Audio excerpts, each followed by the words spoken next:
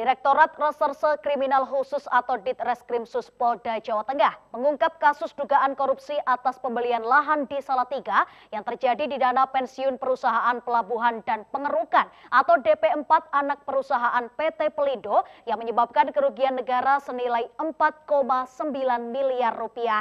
3 orang ditetapkan sebagai tersangka dan 1 orang dinyatakan DPO.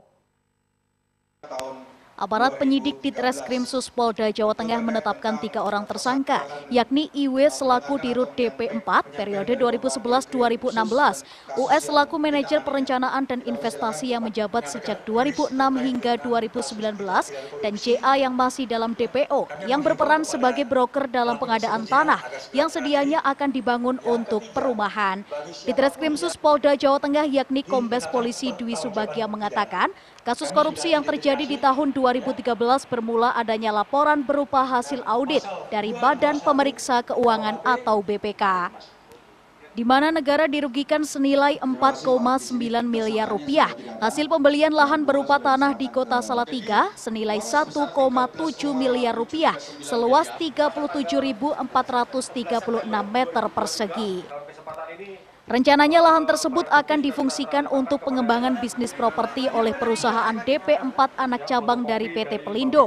Namun lahan tersebut tidak bisa difungsikan sesuai dengan perencanaan karena merupakan lahan kering yang dilarang untuk difungsikan untuk perumahan sesuai dengan Perda Pemerintah Kota Salatiga.